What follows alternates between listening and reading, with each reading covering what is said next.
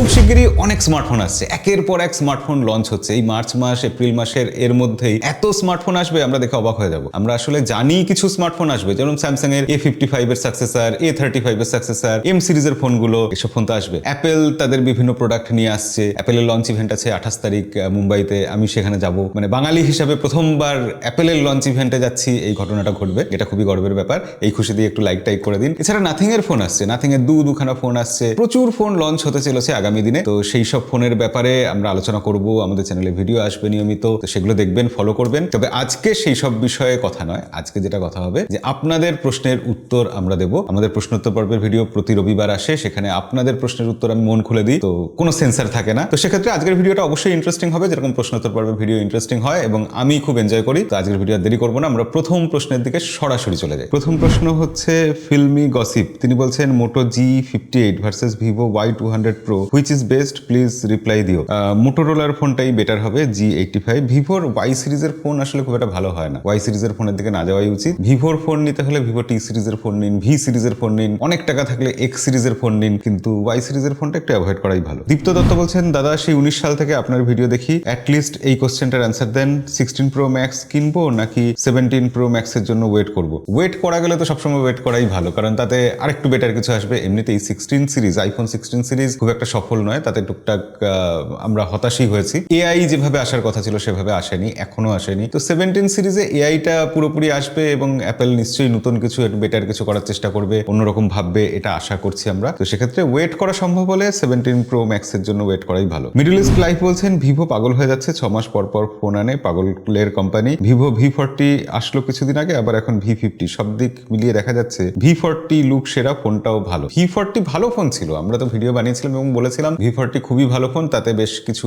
Change আছে, upgradation আছে, ক্যামেরার ক্ষেত্রে অনেক উন্নতি হয়েছে, ভিভো দিন দিন বেশ উন্নতি করছে। কিন্তু 6 মাস বাদেই একটা নতুন ফোন এসছে V50, এই ফোনটাতে কতটা চেঞ্জ করতে পারে একটা কোম্পানি? 6 মাসে কি এমন পরিবর্তন এসেছে? তো সামান্য কিছু চেঞ্জ হয়েছে। যারা এখনো কেউ কোনো ফোন কেনেননি, ফোন কিনবেন ভাবছেন, তারা কিনলে V50 নেবেন, ঠিক আছে, কিন্তু V40 যে ইউজ করছে সে চেঞ্জ করে V50 নেবে, এটার তো কোনো যুক্তিই নেই। মৃন্ময় পাল বলছেন দাদা ভিভো V30 Pro আমার কাছে আছে, ভিভো V30 Pro এক্সচেঞ্জ করে ভিভো V50 নিয়ে নেওয়াটা কি ভালো হবে? V30 Pro খুব বেশি দিন আগে আসেনি, বড় জোর 1 থেকে 1.5 বছর আগে এসছে, এর মধ্যে খুব চেঞ্জ হয়ে যায়নি। V50 Pro হলে আমি বলতাম যে হ্যাঁ ঠিক আছে, হয়তো চেঞ্জ হয়েছে, তার ক্ষেত্রে আপগ্রেডেশন করা যেতে পারে, চেঞ্জ করা যেতে পারে, ফোন বদলানো যেতে পারে। কিন্তু V50 যেখানে, সেখানে V30 Pro এর থেকে চেঞ্জ করে V50 তে আসার কোনো যুক্তিই নেই। ভিভো V50 Pro তখন সেটা নিয়ে আলোচনা করা যাবে, সেটা আসুক বা সেটা আমি হাতে পাই, তখন সেটা নিয়ে বলবো। মোহাম্মদ তমাল বলছেন আপনি ভিভো ফোন নিয়ে একটু বেশি বেশি বলেন, আমার কাছে মনে হচ্ছে। থ্যাংক ইউ দাদা, আমি আপনার অনেক বড় একজন ফ্যান, বাংলাদেশ থেকে। আমি আপনার প্রত্যেকটা ভিডিও দেখি, অ্যাবাউট 3 ইয়ার্স আপনার চ্যানেলে আছি, এটা আমার প্রথম কমেন্ট। ভিভোর ফোন নিয়ে বেশি বেশি বলতেই হবে, তার কারণ ভিভো এখন ইন্ডিয়াতে সব থেকে বেশি বিক্রি হওয়া ফোন কোম্পানি। তাদের ফোন এত বিক্রি হচ্ছে তার কারণ তারা ভালো ফোন বানাচ্ছে, ভালো কাজ করছে। ভিভো X সিরিজ খুব ভালো, ভিভো V সিরিজ যথেষ্ট ভালো। তো ভিভো ভালো কাজ করছে বলে তাদেরকে নিয়ে বেশি আলোচনা হচ্ছে। এখন যদি কালকে দেখা যায় রিয়েলমি খুব ভালো কাজ করছে বা রেডমি খুব ভালো কাজ করছে, তখন তাদের নিয়ে আমরা খুব বেশি কথা বলবো। যেমন একসময় রেডমির ফোন আমি খুবই পছন্দ করতাম, ভালো ফোন যখন বানাতো, Redmi note 7, note 8, Redmi note 10 Pro অব্দি আমি বলেছি যে খুব ভালো ফোন, সেগুলো নিয়ে ভিডিও বানিয়েছি, একাধিক ভিডিও বানিয়েছি। রিয়েলমির ক্ষেত্রেও সেরকম ব্যাপার। তো এখন মোটোরোলা কিছুটা ভালো কাজ করছে, তাদের নিয়ে আমরা অনেক ভিডিও বানাই। ভিভো ভালো কাজ করছে, তাদের নিয়ে আমরা অনেক ভিডিও বানাই, এবং যে ভালো কাজ করবে তাকে নিয়ে ভিডিও বানাতেই হবে। স্যামসাং কনস্ট্যান্টলি আছে এখনো মার্কেটে, তো স্যামসাংকে নিয়েও সেক্ষেত্রে ভিডিও বানাতে হচ্ছে। আইকু ভালো কাজ করছে, আইকুকে নিয়ে আমরা প্রচুর ভিডিও বানাই। তো যখনই কোনো ভালো কোম্পানি ভালো কাজ করবে, আমরা সেই ফোনের ভিডিও তো বানাবোই, আপনাদেরও সেই ফোনটাই রেকমেন্ড করবো। মামটেক সেলস বলছেন দাদা আমি আগে কখনো আইফোন ব্যবহার করিনি, স্যামসাং করেছি টুকটাক, তবে বর্তমানে একটা ফোন কিনতে চাচ্ছি। আইফোন 16 Pro Max ভালো হবে না স্যামসাং S25 Ultra ভালো হবে? জানালে বেশ উপকৃত হতাম। এমনিতে খালি চোখে বিচার করতে গেলে Samsung S25 better, S25 Ultra সেটা আইফোন 16 Pro Max এর থেকে বেটার, তার কারণ এআই এর লড়াইতেই শুধু স্যামসাং এগিয়ে যায়, অন্য সব তুলনা আমরা যদি সরিয়েও রাখি। তো এর বাইরে আমি সবসময় কেউ যখন আইফোন কিনবেন বলেন, তাকে এটাই সাজেশন দিই যে আইফোন আপনি 7 দিন 10 দিন কারোর থেকে চেয়ে নিয়ে যেভাবে হোক অ্যারেঞ্জ করে সেটা ব্যবহার করে দেখুন। যারা এতদিন অ্যান্ড্রয়েড ব্যবহার করতো, তারা হঠাৎ আইফোনে শিফট করলে রীতিমতো ধাক্কা খাবে, খুবই অসুবিধা লাগবে। বেশিরভাগ মানুষের ক্ষেত্রেই এটা হবে। যাদের ক্ষেত্রে এটা হবে না, তারা আইফোন কিনতেই পারেন, কিন্তু ওই অত টাকা খরচা করে আইফোন কেনার আগে একটু ভাবা দরকার, একবার ট্রাই করে নেওয়া দরকার, ট্রায়াল দেওয়া দরকার। আইফোন কিনে ফেললে তখন অনেককেই দেখেছি যে সেটা গলার কাঁটা হয়ে গেছে, আইফোন না বেচতে পারছে, না ফেলে দিতে পারছে, অথচ অ্যান্ড্রয়েডে যেতে চাইছে। তখন আইফোনটা সেকেন্ডারি ফোন হয়ে যায় আর অ্যান্ড্রয়েড ফোনটার জন্য আরেকটা আলাদা ফোন মানুষকে কিনতে হয়। অ্যান্ড্রয়েড ইউজারদের জন্য iOS এ শিফট করা খুবই কঠিন এবং কষ্টকর ব্যাপার বেশিরভাগ ক্ষেত্রে। তাই আমি বলবো যে হ্যাঁ, অ্যান্ড্রয়েড থেকে আইফোনে যেতে হলে একটু ট্রাই করে নিন। দ্বিতীয়ত যেটা বললাম যে আইফোন 16 Pro Max বেশ কিছু জায়গাতেই পিছিয়ে থাকছে স্যামসাং S25 Ultra থেকে। হ্যাঁ, কিছু জায়গায় সামান্য এগিয়ে থাকছে বা সমানে সমানে যাচ্ছে, সেটা অবশ্যই, কিন্তু বাদ বাকিটা তো বুঝে আপনাকে একটু এক্সপিরিয়েন্স করেই কিনতে হবে। শিহাব জুনিয়র বলছেন, দাদা স্টোরেজ ইউএফএস কত দেওয়া? Reply please. রিয়েলমি যে P3 Pro আর P3X এই দুটো ফোনের আমি ভিডিও বানিয়েছিলাম, সেখানেই কমেন্টটা এসছে। কিন্তু যেটা আপনাদের বলি, আপনারা ভিডিওটা একটু ভালো করে দেখবেন, ভিডিওটা সবই বলা থাকে মোটামুটি। ওই ভিডিওতে বলা ছিল যে রিয়েলমির ওই ফোনে ইউএফএস 3.1 স্টোরেজ টাইপ আছে, তো সেটা আপনি ভিডিও দেখলেই জানতে পারতেন। তবু আপনাদের আরেকবার বলে দিলাম, রিয়েলমি P3 Pro সেই ফোনটাতে ইউএফএস 3.1 স্টোরেজ টাইপ আছে। রঞ্জিত বলছেন, দাদা আপনি ফোনের প্রসেসর নিয়ে ভিডিও বানিয়েছিলেন 4 বছর আগে, আজকের দিনে এসে অনেক কিছু বদলে গেছে, তাই ফোনের প্রসেসর নিয়ে একটা ভিডিও বানান প্লিজ। আসলে সেই সময় মানুষ প্রসেসর নিয়ে খুব বেশি সচেতন ছিল না, এখন আমরা অনেকেই প্রসেসরের ব্যাপারে জানি, তার জন্যই বানানোর ব্যাপারে অতটা উৎসাহ পাই না। মনে হয় যে সবাই তো জানে সবকিছু, তাহলে আর বানাবো কেন। তবে প্রসেসর নিয়ে ভিডিও বানানো যেতেই পারে। না বানানোর আরো একটা কারণ আছে, সেটা হচ্ছে প্রসেসরগুলোর মধ্যে ডিফারেন্স এখন অনেক কমে গেছে। আগে যেরকম 7 জেনের প্রসেসর মানে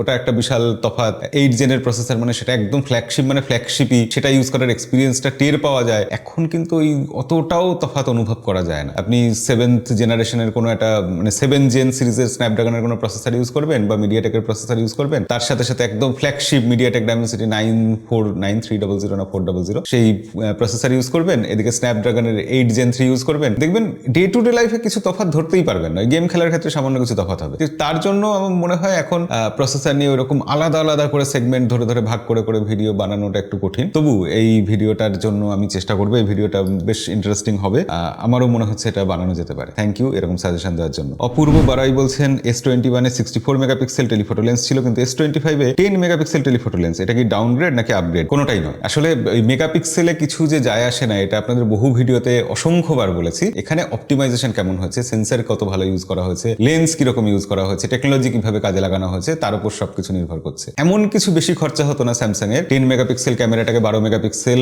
বা 48 মেগাপিক্সেল বানিয়ে দিতে, 50 মেগাপিক্সেল করে দিত। তা সেটা দিতে খুব বেশি কিছু টাকার জন্য করেনি এরকম নয়, ব্যাপারটা এরকমই যে তাদের মনে হয়েছে এটা দিয়ে অপটিমাইজেশন করে ব্যাপারটা যেরকম আসবে, আউটপুট যেরকম আসবে, তাতে 10 মেগাপিক্সেল ইজ সাফিসিয়েন্ট। হয়তো দেখা যেত 50 মেগাপিক্সেল দিলে ফোনের ওয়েট একটু বেড়ে যাচ্ছে, জায়গা হয়তো বেশি লেগে যাচ্ছে, কিছু না কিছু সমস্যা ছিল, যার জন্যই তারা 10 মেগাপিক্সেলে গেছে। আর আমরা সবসময় ভাবি মেগাপিক্সেল হলে ডিটেলস বেশি আসবে, ডিটেলস বেশি আসে, কিন্তু তার সাথে সাথে নয়েজও বেশি আসে। যত বেশি মেগাপিক্সেল তত বেশি নয়েজ। তো টেলিফটো লেন্স 10 এর বদলে যদি 50 মেগাপিক্সেল হতো, নয়েজ অনেক বেশি থাকতো, তো সেক্ষেত্রে এটা ডাউনগ্রেড একেবারেই বলা যাবে না। মহিনুদ্দিন বলছেন, স্যামসাং আপকামিং মোবাইল A36 নেওয়া কি ঠিক হবে ওভারঅল পারফরমেন্সের জন্য? A36 কি মার্কেটে এসে গেছে? আমি তো জানি না, আমি জানি যে আসবে, আসলে অবশ্যই আমি ভিডিও বানাবো, তখন আপনাকে জানাবো যে সেটা নেওয়া ঠিক হবে কিনা। উজ্জ্বল মন্ডল বলছেন, দাদা এখন ফোনে মেমোরি স্লট দিচ্ছে না কেন, প্লিজ একটু বলবেন। Oppo Reno 12 কেমন হবে একটু বলবেন। Oppo Reno 12 নিয়ে তো আমরা ভিডিও বানিয়েছিলাম, ভিডিওটা দেখে নেবেন। আর এখন মেমোরি কার্ড স্লট আলাদা করে দিচ্ছে না, তার সব থেকে বড় কারণ এটাই যে ফোনের স্টোরেজ যেরকম ফাস্ট হয়ে গেছে, UFS 3.1 4 এইসব যে ইউজ করা হচ্ছে, তার সাথে সাথে মেমোরি কার্ড অত দ্রুত ছুটতে পারছে না, তাল মেলাতে পারছে না। তো এই মেমোরি কার্ড দিলে ফোন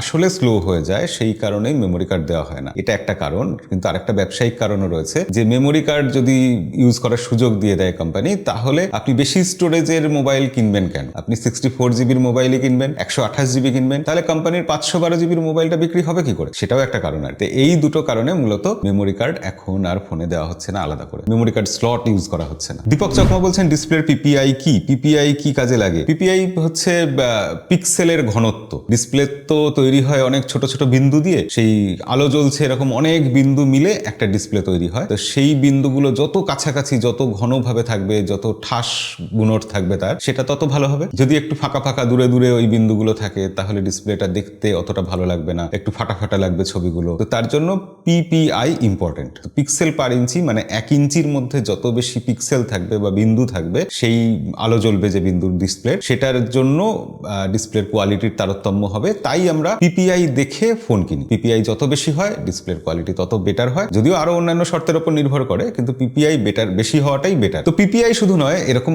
আরো বিষয় যেগুলো আপনার অজানা রয়ে গেছে, সেগুলো জানার জন্য আমাদের কমেন্ট করবেন, নিচে কমেন্ট বক্সে কমেন্ট দিয়ে রাখবেন, এবং অন্যান্য সব চ্যানেলে যেসব প্রশ্নের উত্তর পাবেন না, যেগুলো আপনার মনের মধ্যে রয়ে গেছে, সেগুলো অবশ্যই আমাদের থেকে পেয়ে যাবেন। তার জন্য আমাদের সাবস্ক্রাইব করে রাখবেন। তো আজকের ভিডিও এখানেই শেষ করি, দেখা হবে পরের ভিডিওতে। আজকের মতো বিদায়।